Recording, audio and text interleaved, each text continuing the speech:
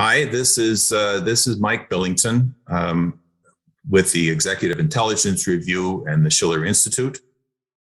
I am here today with Colonel Richard Black, Senator Richard Black, who, after serving 31 years in the Marines and in the Army, then served in the Virginia House of Delegates from 1998 to 2006, and in the Virginia Senate from 2012 to 2020. I'll allow Colonel Black to describe his military service himself. So, Colonel Black, welcome. With the U.S. and U.K. and NATO surrogate war with Russia, which is taking place in Ukraine, and the economic warfare being carried out directly against Russia, this has been accompanied by an information war, which is intended to demonize Russia and especially President Vladimir Putin. One repeated theme is that the Russian military is carrying out ruthless campaigns of murder against civilians and destruction of residential areas, often referring to the Russian military operations in Syria, claiming that they had done the same thing in Syria, especially against Aleppo. These are supposedly examples of their war crimes and crimes against humanity. You have been a leading spokesman internationally for many years, exposing the lies about what took place in Syria and the war on Syria. So first, let me ask, how and why did Russia get involved in Syria militarily? And how does that contrast with the US and NATO supposed justification for their military intervention in Syria? Well, let me begin, if I could, by telling our listeners that I'm very patriotic. I volunteered to join the Marines, and I volunteered to go to Vietnam. I fought in the bloodiest Marine campaign of the entire war. I was a helicopter pilot, flew 269 combat missions. My aircraft was hit by ground fire on 4 missions. I then fought on the ground with the 1st Marine Division. And during one of the 70 patrols, combat patrols that I made, my radio men were both killed and I was wounded while we were attacking and trying to rescue a surrounded Marine outpost. I'm very pro-American. I actually was a part of NATO and was prepared to die in Germany to defend against an attack by the Soviet Union. But I do not feel, Russia is not the Soviet Union at all. People don't understand that because the media has not made it clear. But Russia is not a communist state. Soviet Union was a communist state. Now, one of the things that I've seen claimed that has been particularly irritating to me because of my experience with Syria, I have been in Aleppo City. Aleppo City is the biggest city in Syria, or it was at least before the war began. And there was a tremendous battle. Some call it the Stalingrad of the Syrian war, which is not a bad comparison. It was a terribly bitter battle that went on from 2012 until 2016. In the course of urban combat, any forces that are fighting are forced to destroy buildings. Buildings are blown down on a massive scale. And this happens anytime that you have urban combat. So I have walked the streets of Aleppo while combat was still in progress. I have looked across through a slit in the sandbags at enemy-controlled territory I've stood on tanks that were blown out and this type of thing. What I do know, and I can tell you about Aleppo, is that Russia was extremely reluctant to get involved in combat in Syria. The war began in 2011 when the United States landed Central Intelligence operatives to begin coordinating with Al Qaeda and other terrorist groups. And we have been unwavering supporters of Al Qaeda since before the war formally began. We are supporters of Al Qaeda today, where they're bottled up in Idlib province. The CIA supplied them under secret Operation Timber Sycamore. We gave them all of their anti-tank weapons, all of their anti-air missiles. And Al Qaeda has always been our proxy force on the ground. They, together with ISIS, have carried out the mission of the United States, together with a great number of affiliates that really are kind of interchangeable. You have the Free Syrian Army. Soldiers move from ISIS to Al Qaeda to Free Syrian Army rather fluidly. And so we started that war, but the United States has a strategic policy of using proxies to engage in war. And our objective was overthrow the legitimate government of Syria. And in order to do that, we employed proxy soldiers who were the most vile of all terrorists. Something very similar is happening right now in Ukraine. But going back to Aleppo, the Syrian army, together with Hezbollah, which was very effective, there were some troops that were organized by Iran also, but it was pretty much a Syrian show, certainly directed by Syrian generals.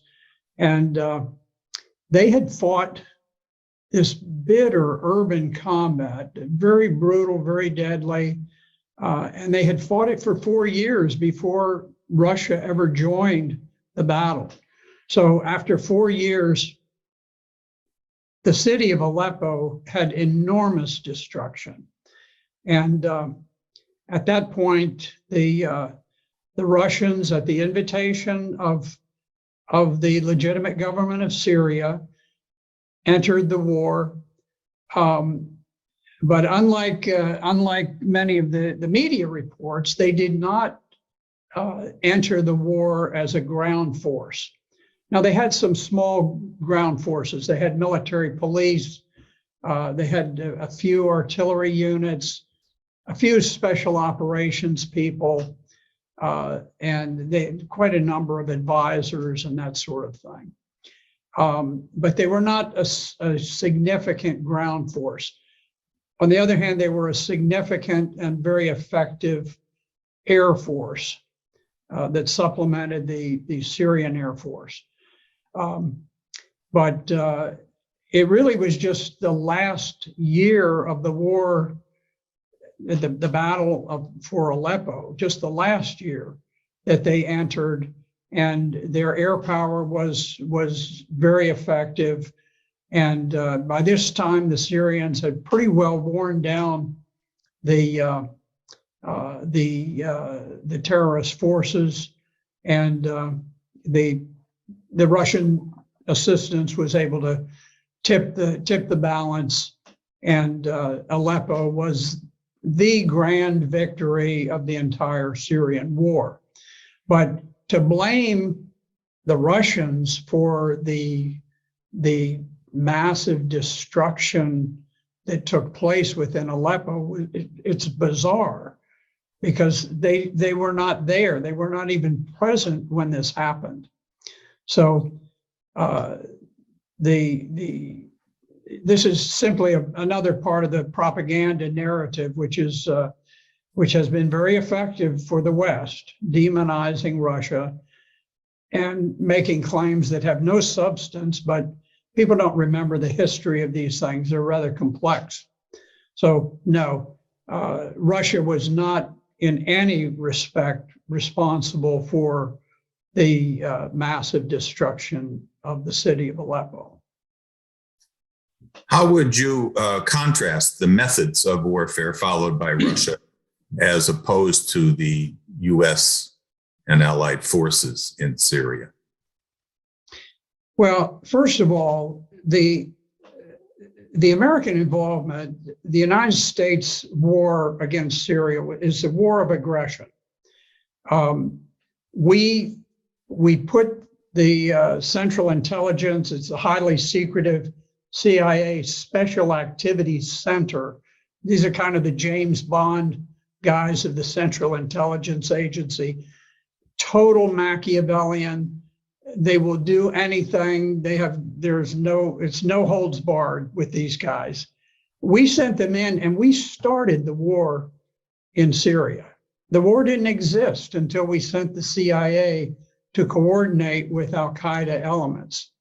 So we began the war, and we were not invited into Syria.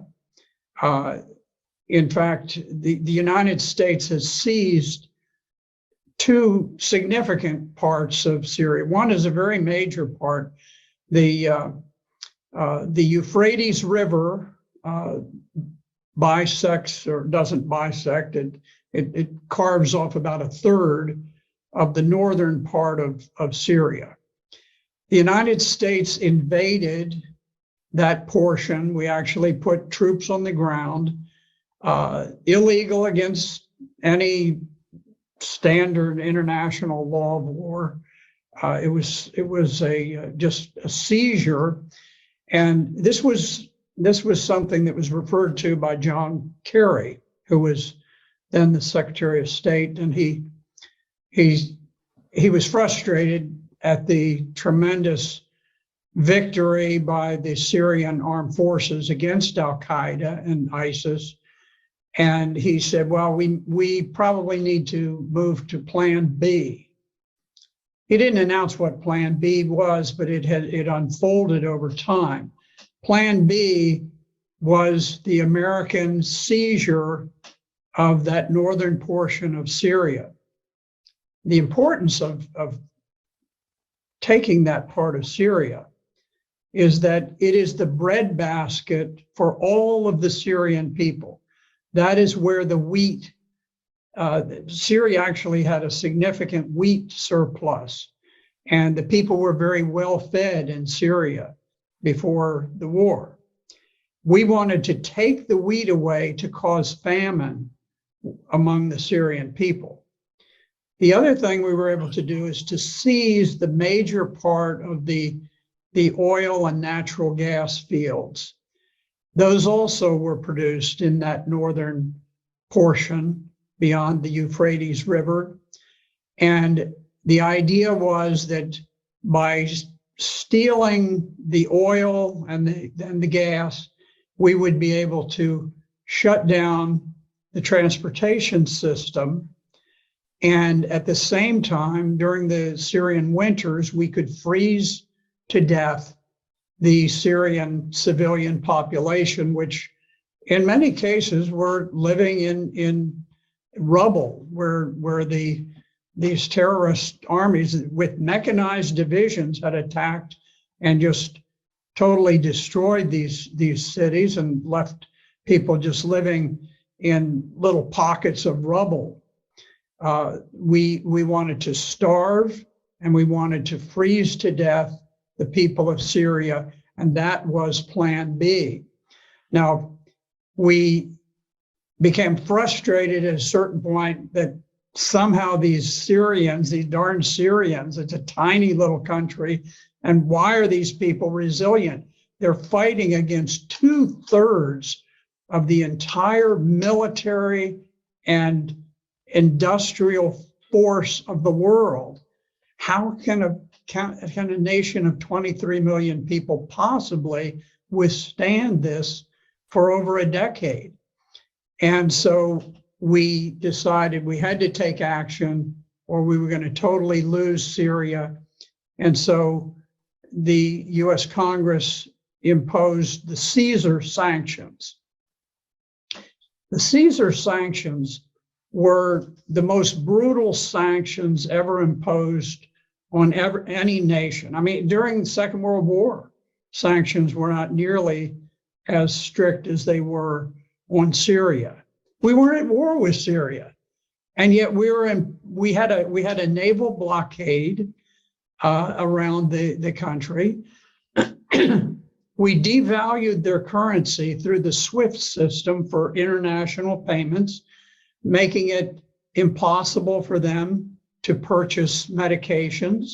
So you had Syrian women who would contract breast cancer, just like we have here in this country. But instead of here in this country, where breast cancer has become relatively treatable, we cut off the medical supplies so that the women in Syria would die of breast cancer because they could not get the medications because we slammed their dollars through the SWIFT system. One of the last things that we did, and the evidence is vague on it, but there was a mysterious explosion in the harbor in Lebanon. And it was a massive explosion of a shipload of ammonium nitrate fertilizer.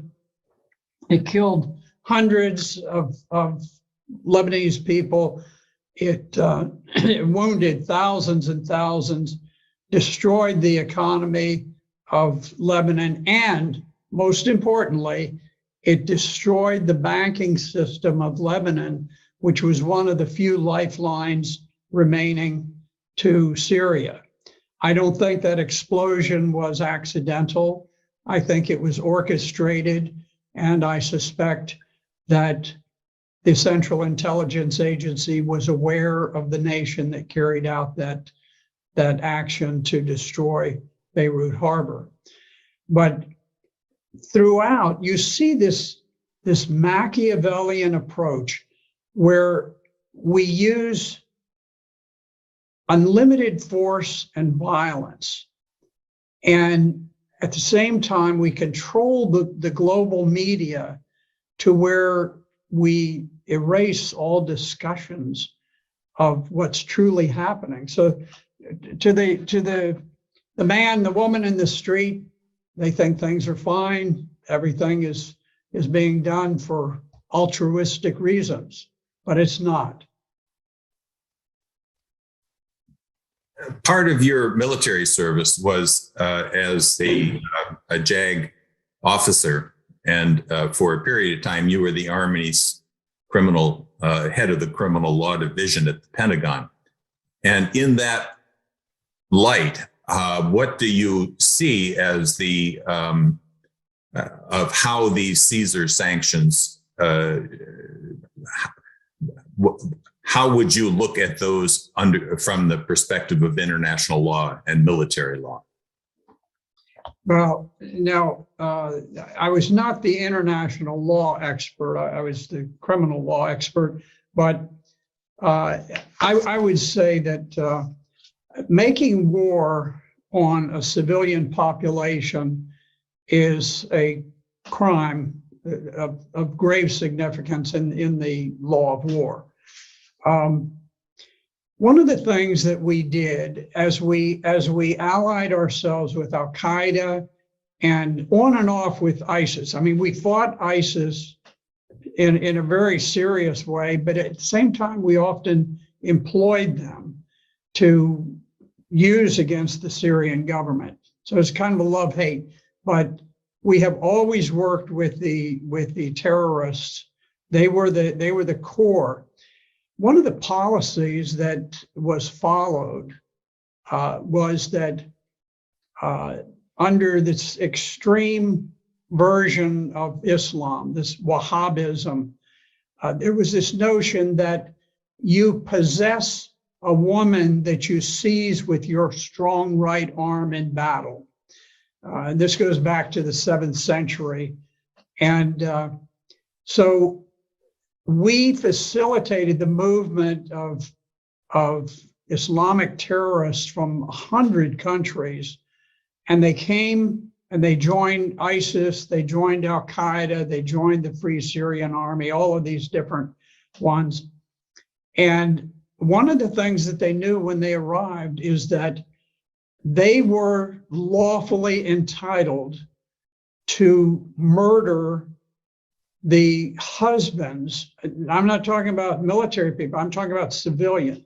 They could murder the husbands, they could kill them, and then they could possess and own their wives and their children. And they did it in vast numbers. And so there was a campaign of rape. It was an organized campaign of rape across the nation of Syria. And there actually were slave markets that arose in certain of these rebel areas where they actually had price lists of the different women. And interestingly, the highest prices went to the youngest children, because there were a great number of pedophiles, and the pedophiles wanted to possess small children because under the laws that were applied, they were permitted to rape these children repeatedly. They were able to rape the widows of the slain soldiers or the slain civilians and possess them and buy them and sell them among themselves. This went on. I'm not saying that the CIA created this policy, but they understood that it was a widespread policy and they condoned it. They never criticized it in any way. This was so bad that I spoke with President Assad, who shared with me that they were in the process when I visited in 2016. I was in a number of battle zones and in the capital, and I met with the president, and he said that at that time they were working on legislation in the parliament to change the law of citizenship. They had always followed the Islamic law, which was that a child's citizenship derived from the father. But there were so many tens, hundreds of thousands of Syrian women impregnated by these terrorists who were imported into Syria that it was necessary to change the law so that they would have Syrian citizenship and they wouldn't have to be returned to their ISIS father in Saudi Arabia or in Tunisia. They could be retained in Syria. And I checked later, and that law was passed and was implemented. But it just shows the utter cruelty. When we fight these wars, we have no limits on the cruelty and the inhumanity that we're prepared to impose on the people, making them suffer so that somehow that will translate into overthrowing the government and perhaps taking their oil, taking their resources. Clearly the policy against Russia today by the current administration. Yes. You know, Russia is perhaps more blessed with natural resources than any other nation on earth. They are a major producer of grain, of oil, of aluminum, of fertilizers, of an immense number of things that tie into the whole global economy. And no doubt there are people who look at this and say, you know, if we could somehow break up Russia itself, there will be fortunes made to where trillionaires will be made by the dozens.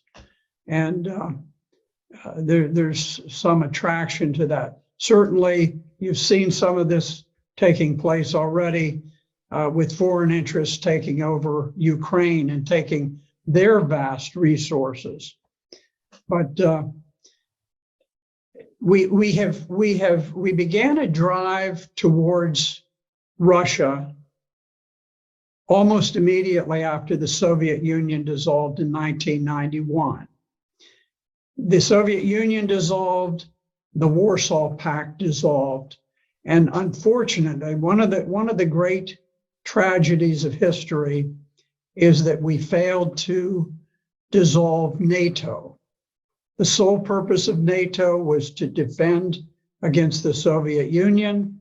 The Soviet Union no longer existed.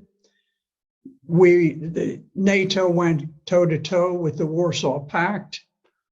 The Warsaw Pact was gone. It no longer existed.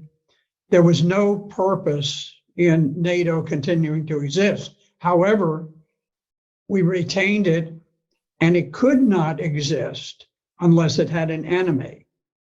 Russia was desperate to become part of the West.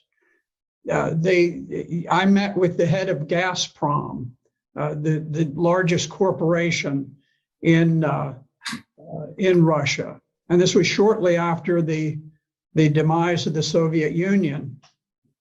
And he described for me how they were struggling to have their media be as free as it was in the West. And they perceived us as being much more free and open than we were. And he said, we've got this problem because we have this uprising in Chechnya, which is part of Russia.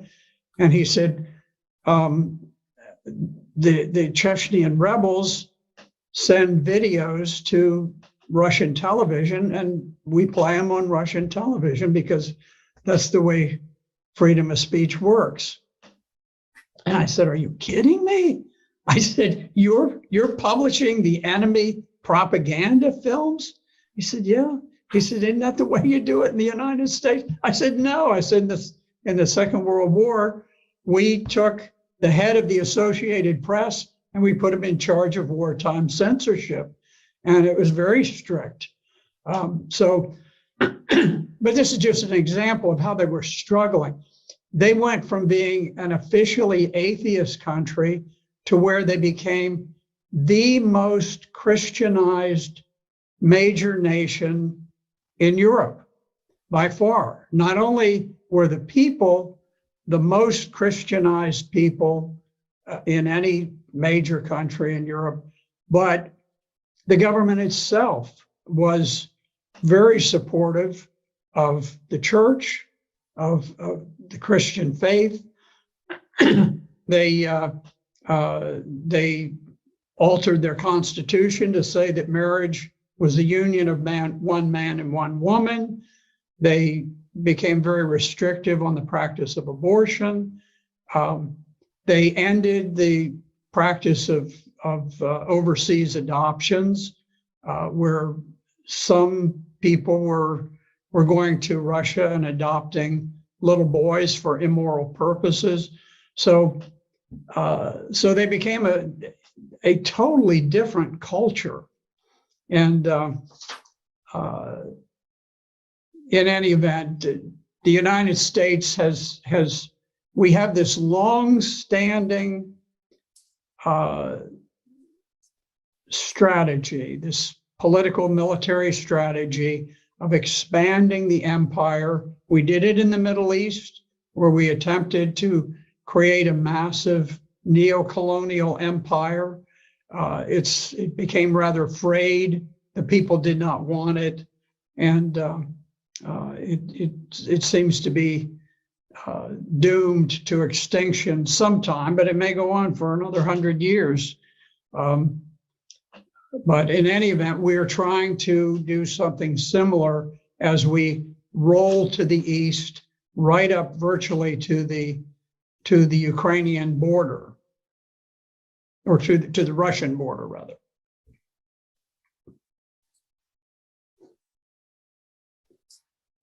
So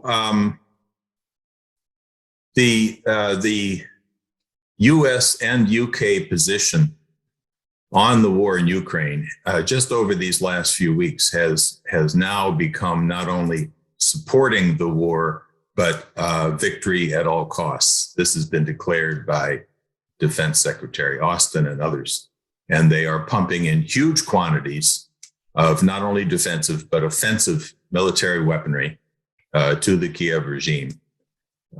What do you see as the consequence of this policy?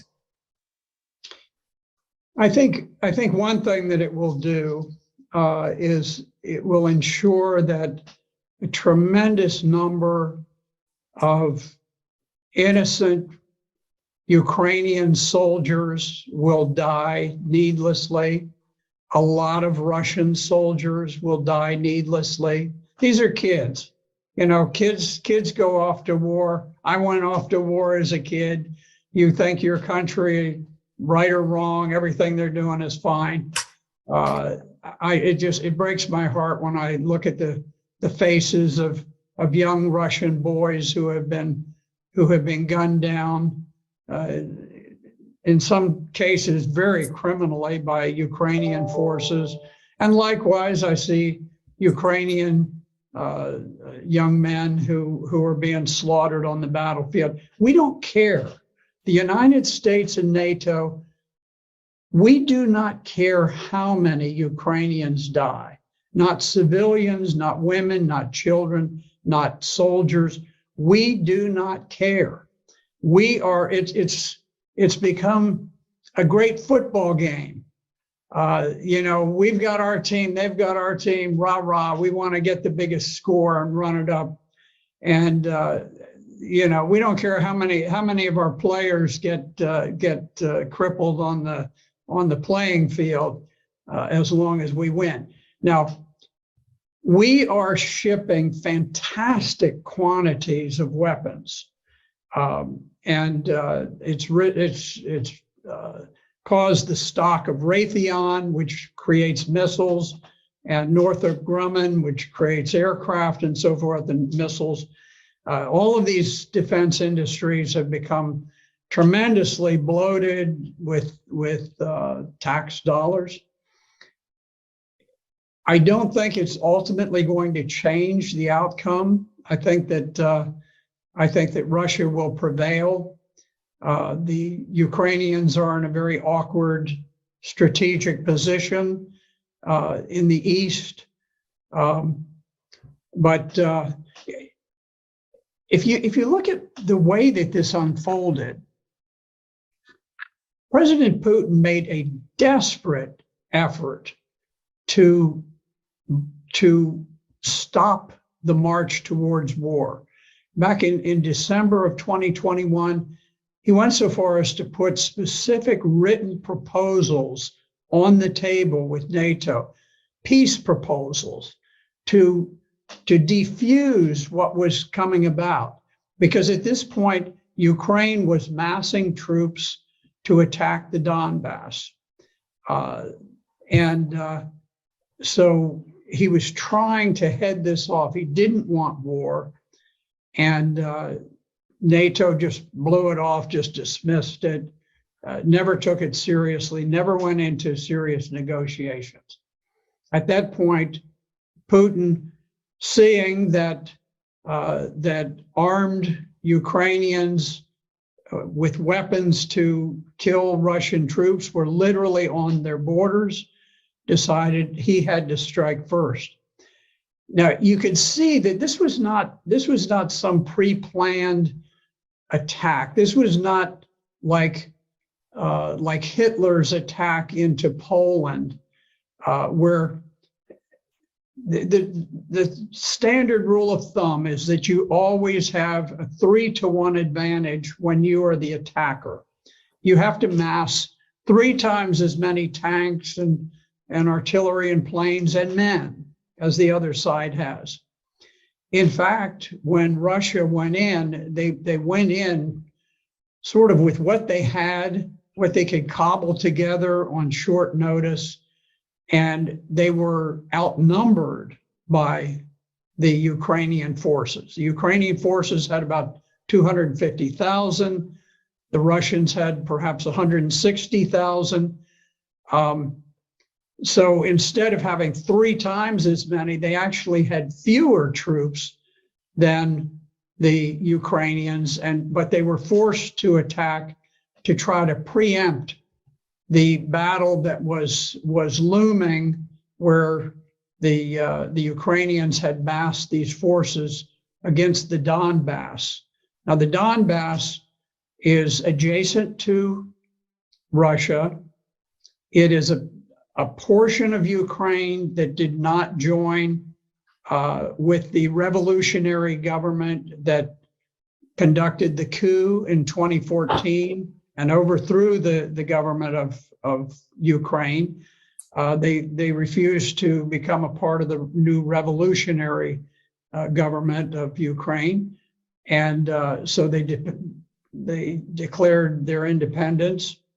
And Ukraine had massed this enormous army to attack against the Donbass. And so Russia was forced to go in to preempt that planned attack by Ukraine.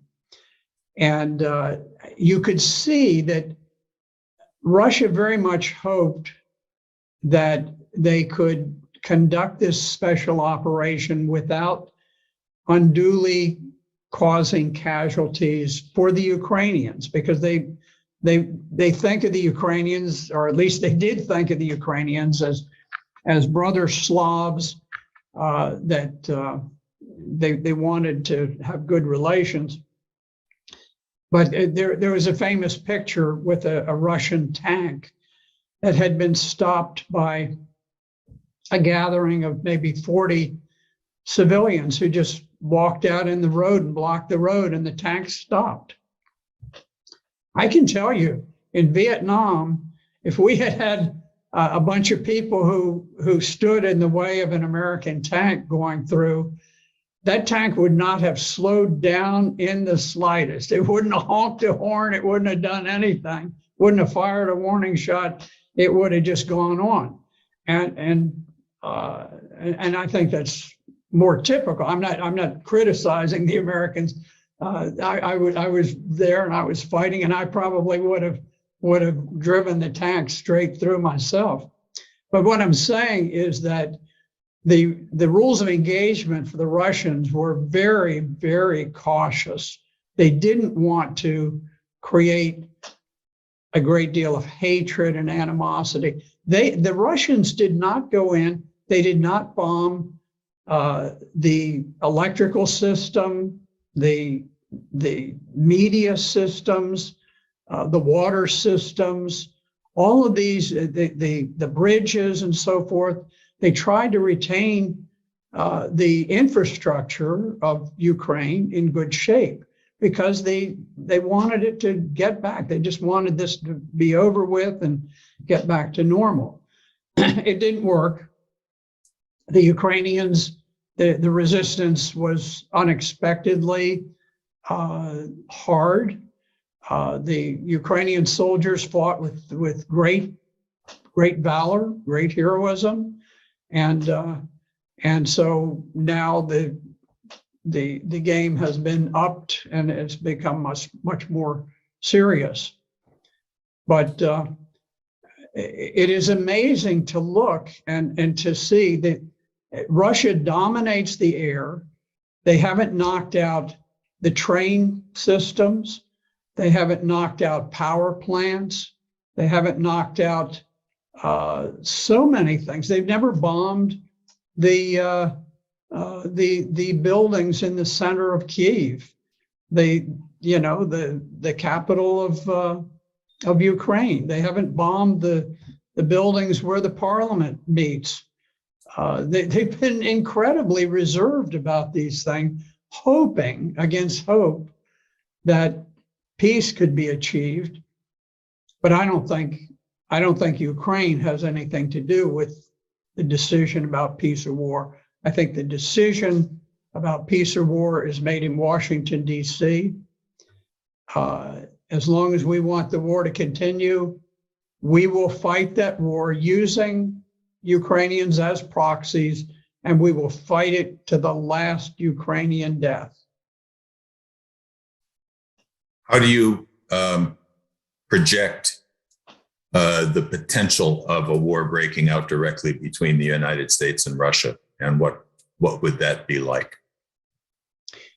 You know, if you go back to the First World War in 1914, you had the assassination of the Archduke of Austria-Hungary. He and his wife were killed.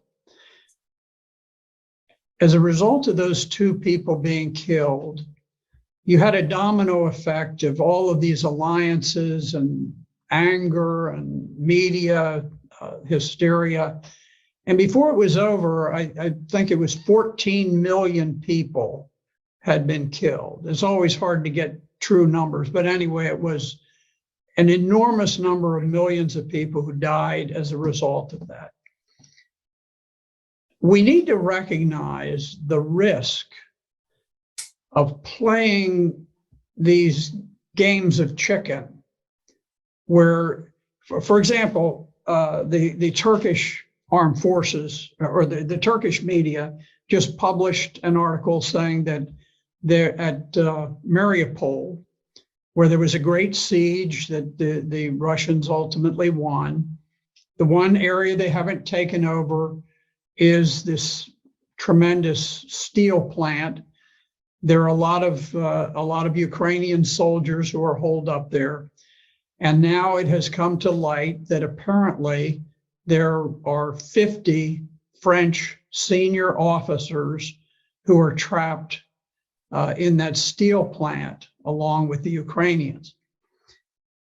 The French soldiers have been on the ground fighting, directing the battle, and this was kept under wraps, ultra secret, because of the French elections that just occurred.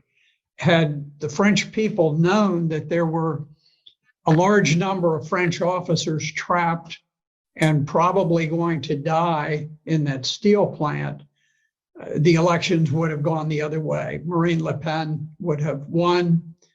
And so it was very important that for the entire deep state that it not come to light that these French officers were there. We know that there are NATO officers who are present on the ground in Ukraine as advisors and so forth. We run the risk. Now, my guess is, and this is a guess, I could be wrong, but the flagship of the Russian Black Sea Fleet, the Moskva, was sunk as a result of being struck by anti-ship missiles. My guess is that those missiles, I think there's a good chance they were fired by the French. Now I could be wrong, but those missiles are so ultra sensitive and so dangerous to our ships that I don't think that NATO would trust the missiles to Ukrainians or to anybody else. I think they have to be maintained under NATO control and operation. So I think that it was probably NATO forces that actually sunk the Moskva. And you can see we're taking these very reckless actions. And each time we sort of up the ante. We have two Republican, I happen to be Republican, but two Republican US senators who have said that, well, we might just need to use nuclear weapons against Russia. That is insane. I think it's important that people begin to discuss what a thermonuclear war would mean. Now, we need to understand, we think, oh, well, we're big and we're bad and we have all this stuff. Russia is roughly comparable to the United States in nuclear power. They have hypersonic missiles that we do not have, that can absolutely evade any detection, any timely detection, and they can fire missiles from Russia and reach San Francisco, Los Angeles, Chicago, Detroit, Baltimore, Washington, D.C., New York City. And if you think about just Virginia, where I happen to live, if there were a nuclear war, and keep in mind, they also have a very large and effective fleet of nuclear submarines that lie off the coasts of the United States. They have a great number of nuclear tipped missiles, and they can evade any defenses we have. So just in Virginia, if you look at it, all of Northern Virginia would be essentially annihilated. There would hardly be any human life remaining in Loudoun County, Prince William County, Fairfax County, Arlington, Alexandria. The Pentagon lies in Arlington County. The Pentagon would simply be a glowing mass of molten sand. There would be no human life there, and there would be no human life for many miles around it. Just across the Potomac, the nation's capital, there would be no life remaining in the nation's capital. The Capitol building would disappear forever. All of the monuments, all of these glorious things, nothing would remain. If you go to the coast of Virginia, you have the Norfolk Naval Shipyard. You have the Port of Norfolk. You have the greatest accumulation of naval power on the face of the earth. This is where we park all of our aircraft carriers, our nuclear submarines, all of those things. There would be nothing remaining. There would be nothing remaining of any of those shipping industries there. And you can carry this on. You talk about New York City. Probably New York City itself, not only would everybody be killed, but it would probably be impossible for people to inhabit New York City for hundreds of years afterwards. That not only would it cease to be a place of vibrant human life, but probably going out for, maybe half a millennium, it would not recover any sort of civilization. We need to understand the gravity of what we're doing. Perhaps if it were a matter of life and death for the United States, what happens in Ukraine, that would be one thing. Certainly when the Soviet Union put missiles in Cuba that targeted the United States, that was worth taking the risk, because it was right on our border and it threatened us, and it was a battle worth fighting for and a risk worth taking. The Russians are in exactly the mirror image of that situation, because for them, the life of Russia depends on stopping NATO from advancing further right into Ukraine, right to their borders. They cannot afford not to fight this war. They cannot afford not to win this war. So I think toying with this constant escalation in a war that really, in a place that has no significance to Americans, Ukraine is meaningless to Americans. It has no impact on our day-to-day lives, and yet we're playing this reckless game that risks the lives of all people in the United States and Western Europe for nothing. just absolutely for nothing. Many flag grade officers certainly understand the consequences that you just described in a rather hair-raising way. Why is it that while there are some generals speaking out in Italy, in France, in Germany, warning that we are pursuing a course that could lead to nuclear war, why are there not such voices from flag grade officers saying what you're saying here today? Retired, perhaps. You know, there's been a tremendous deterioration in the quality of flag officers going back to perhaps, you know, after the time, maybe, well, certainly the 90s.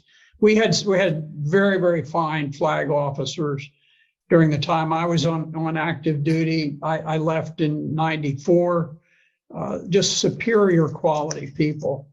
But what happened is subsequently we had President Clinton take over. Later we had Obama. We've got Biden now, and they apply a very strict political screen to their military officers. And we now have yes men. These are not people whose principal devotion is to the United States and its people. Their principal devotion is to their careers and their ability to network with other military officers upon retirement.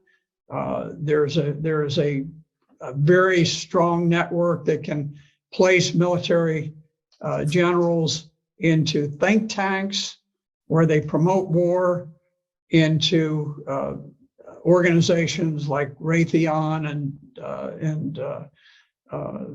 Northrop Grumman and all of these defense operations where they can get on boards and things like that.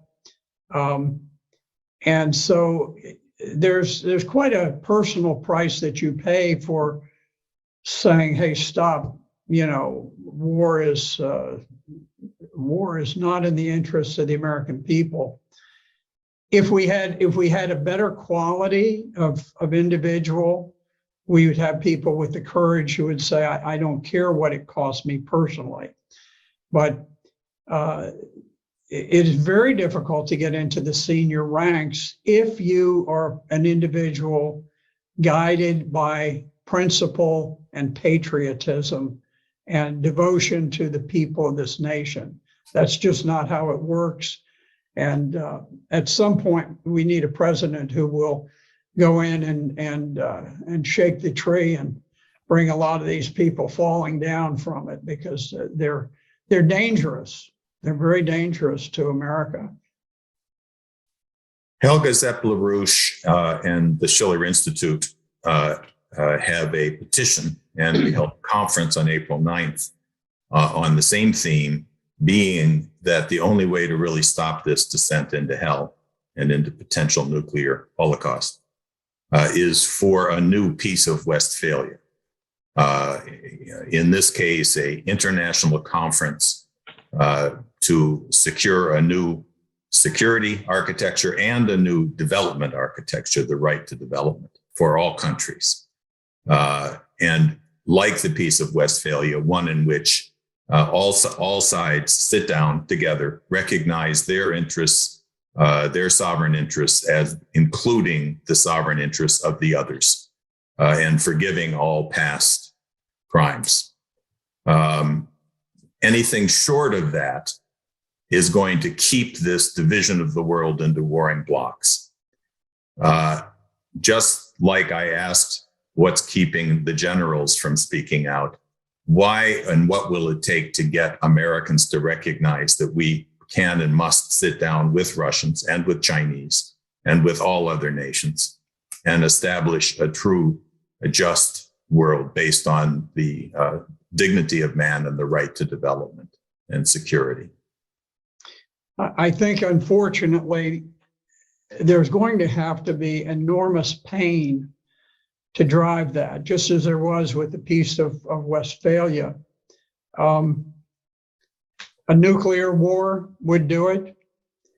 An economic cataclysm of unprecedented proportions resulting from the unbridled printing of money that we've engaged in over the last 20 years. There are things that could bring it about. But at this point, the media has been so totally censored and so biased that the American people really don't have a perception of the need for anything of that sort. It's going to be difficult. You know, here's something that's interesting that has happened. Here in this country, you would think the entire world is against Russia. It's not. In fact, there are major countries of the world that lean towards Russia in this war, starting with China, but then Brazil. You've got South Africa, Saudi Arabia, a wide array of countries, tremendous India is tremendously supportive of Russia.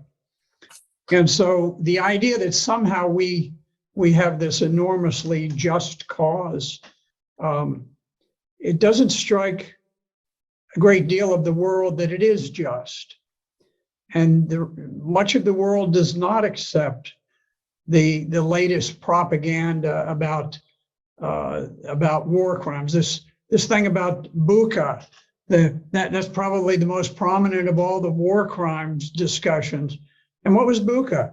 There was a film taken of a vehicle driving down the road in Bucha, which had been recaptured from the Russians. And every 100 feet or so, there was some person with his hands zip tied behind his back, and he'd been killed. This was discovered. It was not announced until 4 days after the Ukrainians had retaken Bucha. Now, we knew almost nothing about it. We actually didn't even have proof that people had been killed, but assuming they had, we didn't know where they had been killed. We did not know who they were. We did not know who killed them. We did not know why they were killed. No one could provide an adequate motive for the Russians to have killed them. The Russians held Bucha for a month. If they were going to kill them, why didn't they kill them during that month? And if you were going to slaughter a bunch of people, wouldn't they all be in one place, and wouldn't you gun them all down there? Why would they be distributed along a roadside, a mile along the way? It makes no sense. What we do know is that 4 days after, the mayor of Bucha joyously announced that the city was liberated. 4 days after, the Ukrainian army had moved in, and their special, their propaganda arm of the Ukrainian military were there. All of a sudden, there were these dead people on the road. How come they weren't there when the Russians were there? How come they only appeared after the Russians were gone? If I were looking at that as simply a standard criminal case, and I was talking to Criminal Investigation Division or the FBI or military police or something, I'd say, okay, the first thing, let's take a look at the Ukrainians. My guess would be, and you start with a hunch when you're investigating a crime. My hunch is that the Ukrainians killed off these people after they moved in and after they looked around and said, okay, who who was friendly towards the Russian troops while the Russians were here? We're gonna execute them. That would be my guess, because I don't see any motive for the Russians to have just sort of killed a few people on their way out of town. So you have and nobody questions these because the corporate media is so monolithic.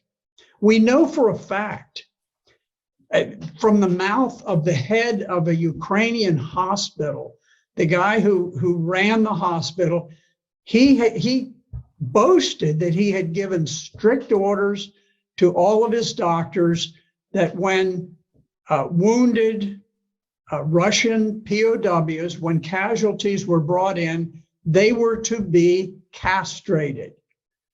Now, this is a horrific war crime admitted from the mouth of the hospital administrator, and the Ukrainian government said, we'll look into that, like it's no big thing.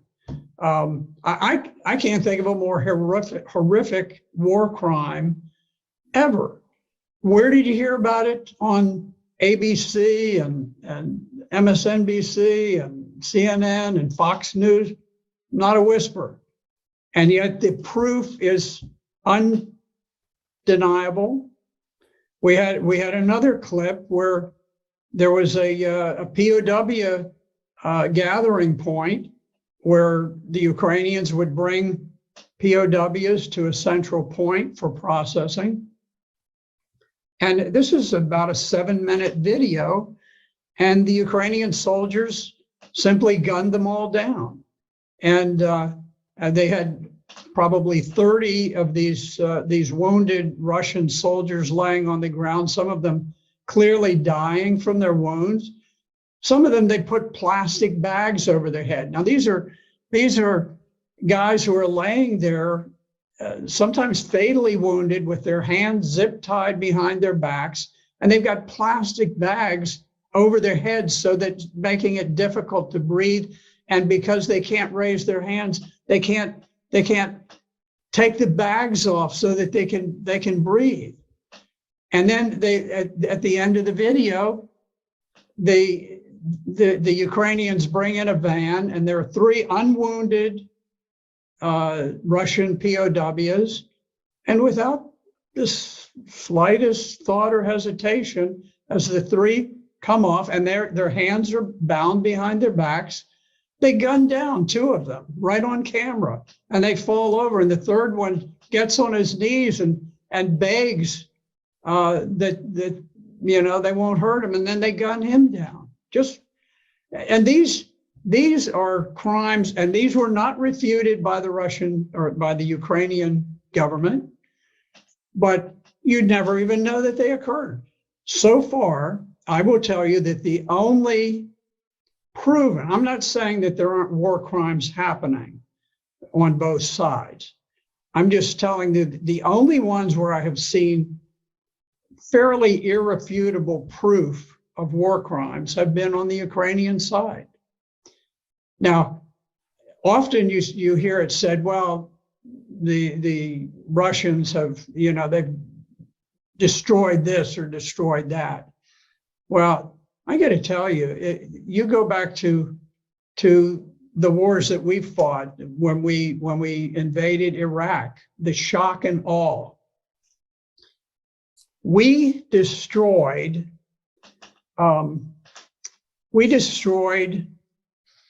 virtually everything in Iraq, everything of significance. We bombed military and civilian targets without much discrimination. The coalition flew 100,000 sorties in 42 days. You compare that to the Russians, who have only flown 8,000 sorties in about the same period of time. 100,000 American bombs versus 8,000, not bombs, but sorties of bombs. 100,000 versus 8,000 in about the same time. And I think the Russians have tended to be more selective, whereas we went out, the shock and awe, the philosophy of shock and awe is that you destroy everything that is needed to sustain human life and for a city to function. You knock out the water supply, the electrical supply, the heat, the oil, the gasoline, so that you knock out all of the major bridges, and then you just continue and you just destroy everything.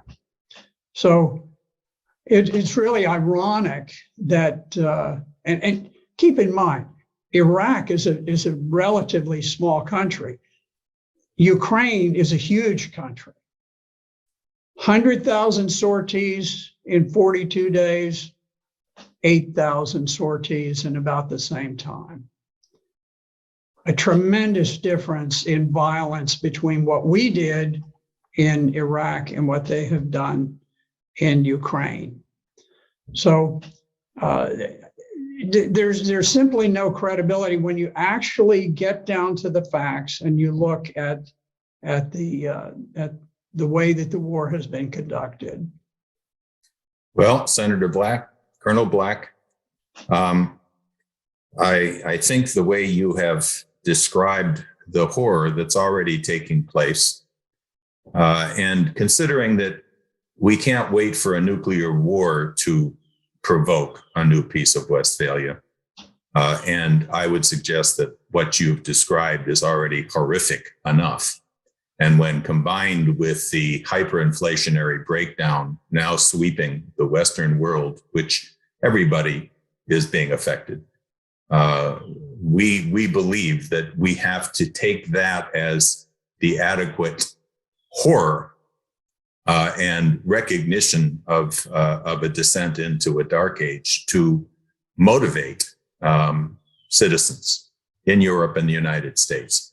And we are finding that there is a waking up of people who have not wanted to look at their responsibility to the human race as a whole in the past, who now are forced to consider that, which is the basis on which we've called for this, in this petition, for an international conference of all nations with the US, Russia, China, India, and so forth, sitting down to end this horror, but to also bring about a true peace for mankind and an era of peace through development.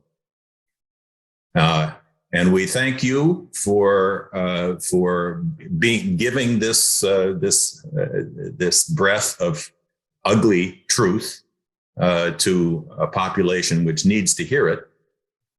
And if you have any final thoughts, I ask you to give your final greetings. I'll just add one thing, and I thank the Schiller Institute for the tremendous effort that you've made towards achieving world peace. It is one of the most important efforts ever made, and I certainly applaud that. You know, if you look at Russia, the Russian troops that went into battle in Ukraine, for the most part, had never experienced combat. This is a peacetime army. Russia doesn't fight overseas wars. Syria is the only significant overseas engagement that they have had. You compare that with the United States, where, literally speaking, if a soldier retires today after a 30-year career in the military, he will not have served a single day when the United States was at peace. Kind of an amazing thing. And you contrast that with the Russian military, where, with few exceptions, the country has been at peace. So we really need to start thinking about peace and about the limits of warfare, and this idea that somehow we need this zero-sum game where we take from you and that enhances us. We're in a world where everyone can gain and prosper by peace. And but I'm concerned that the hyperinflation may be the wake-up call that that jolts the world into a recognition that we must have a new paradigm for the future. And I think the Peace of Westphalia at that point might become a possibility. So I thank you again for the opportunity to be here. And, you know, there's always hope, and I think there'll be good things in the future with the blessings of God. And thank you very much from Schiller Institute, the LaRouche organization, and EIR. We'll get this posted as quickly as we possibly can because it's going to have a tremendous impact. Thank you. Thank you very much.